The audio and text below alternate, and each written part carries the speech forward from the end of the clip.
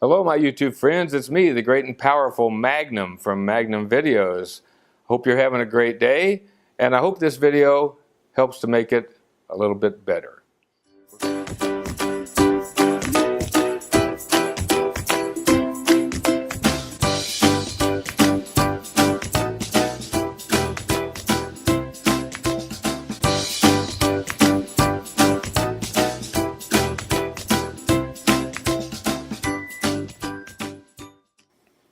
All right, we're ready to go.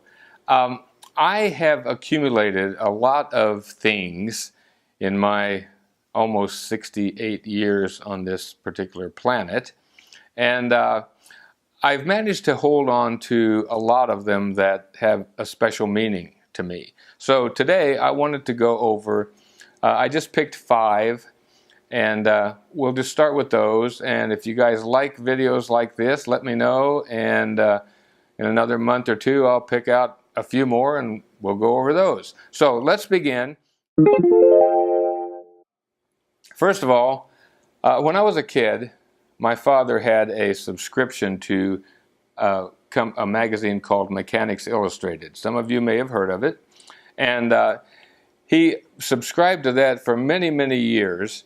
And when he passed away, I inherited all of his old magazines. And every month he would get a new copy and he would read it, and then I would get a chance to look at it. And there were a lot of things in it that I really enjoyed, especially the inventions wanted. And looking back on these now, I can see that there are today a lot of inventions that were perhaps first mentioned in one of these magazines. So I've picked out a couple. I probably have about 70 or 80 of these that I managed to keep over the years. This one is October of 1958, and it shows the beautiful new 1959 Buick.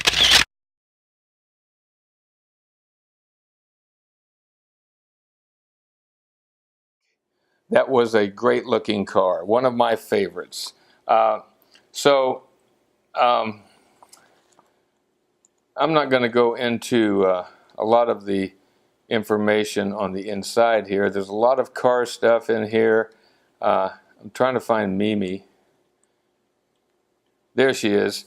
Mimi was the highlight of the magazine. She was kind of the poster girl, the calendar girl, the pin-up girl.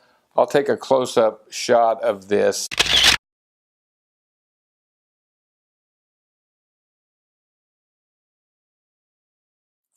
Another one that I picked out was this one. This is June of 1962. The gentleman on there in the car is Tom McCahill. He was their auto editor, auto feature writer.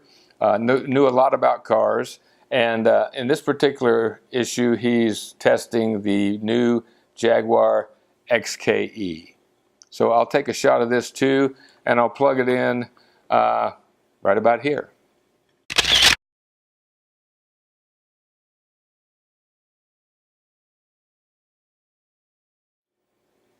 Okay, next,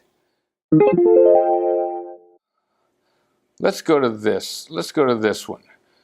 This is one of my favorite things. It is an old sailing ship that I picked up.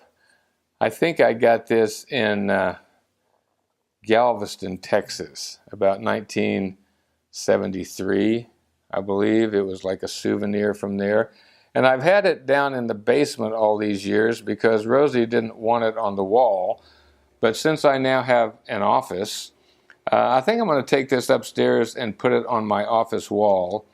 And in my next video that I shoot in the office, you'll be able to see it. So if you happen to see this ship on my office wall, leave a comment and say that you saw this video and I was talking about the ship there. So anyway, I like this very much. It has all of the old ropes and the block and tackles and the sails that are canvas that have been stiffened up with a little bit of varnish or shellac or whatever.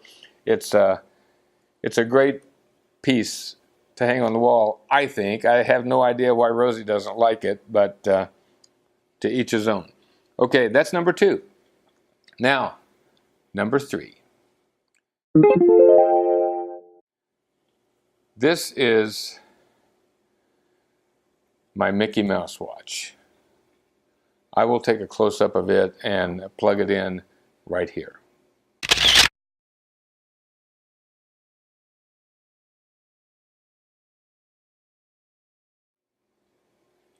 I bought this watch in Disneyland in 1967.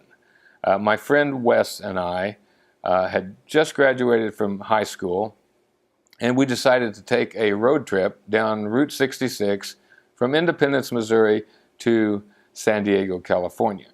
So we hopped in my 64 Chevy Super Sport convertible, and we hit the road.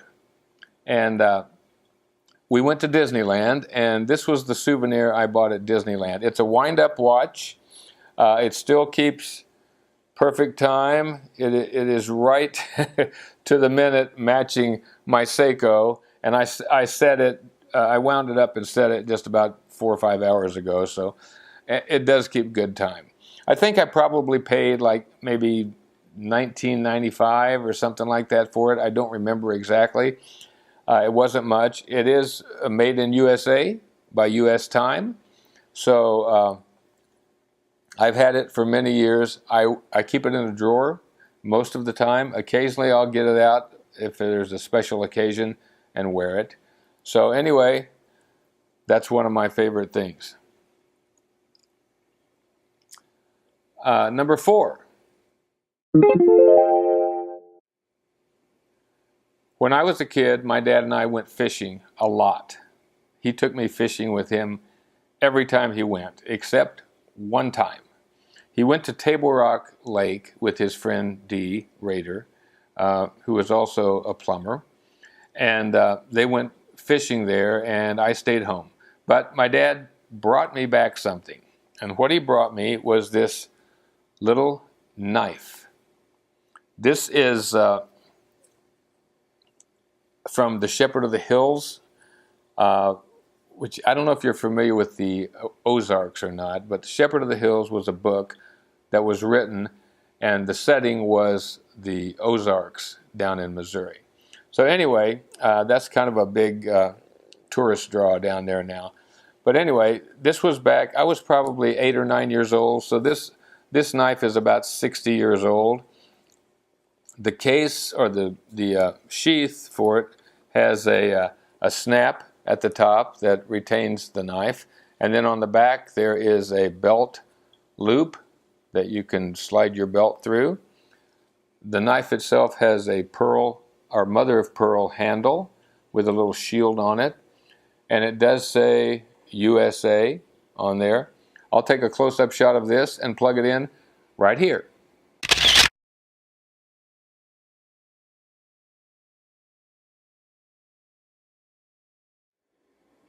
So I've had this knife for many years. I used to carry it on my belt when I was a kid, and it's been placed in a drawer now for safekeeping, and only brought out to be in videos. So that's the Shepherd of the Hills knife. The last item, we were talking earlier about my dad and about fishing and how he always took me fishing with him. Well, every time we went fishing, which was almost every weekend in the summer, or as soon as the lake thawed out, up until it started to freeze, that was our fishing season. And when we left the house in the morning, it was still dark. We would go into Independence, Missouri to Jerry's Bait Shop. We would go in there, my dad would buy some minnows, he would usually buy some worms for bluegill, and he would buy any hooks or bobbers or a split shot or whatever else we might need to refurbish the tackle box. Anyway, one morning we were in there, and I had gone in, I'd taken my nickel and put it in the big red Coke machine and turned the handle and got my ice cold glass bottle of Coke out of there, and Sometimes I would buy a bag of peanuts and dump those in there and eat it that way or drink it that way. But anyway, I'm sitting there, sipping on my Coca-Cola, and my dad has got Jerry to pull out some fishing reels out of the case.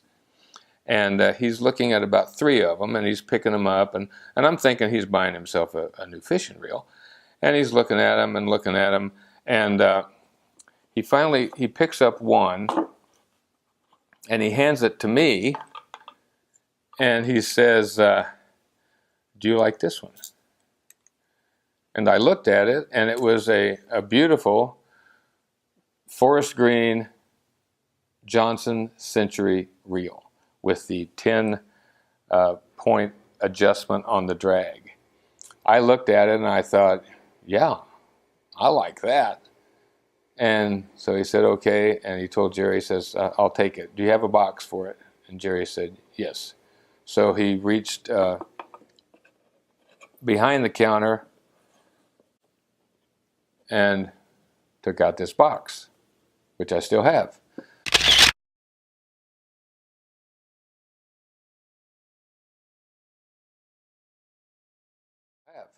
So this became my fishing reel, and I used it for many, many years. I caught a lot of fish with it.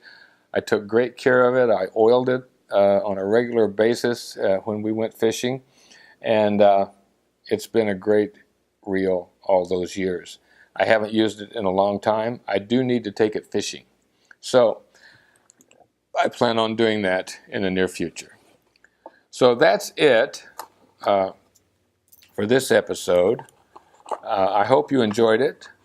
I hope that you will take a look at some of your favorite things and maybe make a video for the rest of us and tell us and show us what your favorite things are. So, as I said, I may do another one of these in the near future. But until then, and until I speak with you again, and even after that, you stay focused.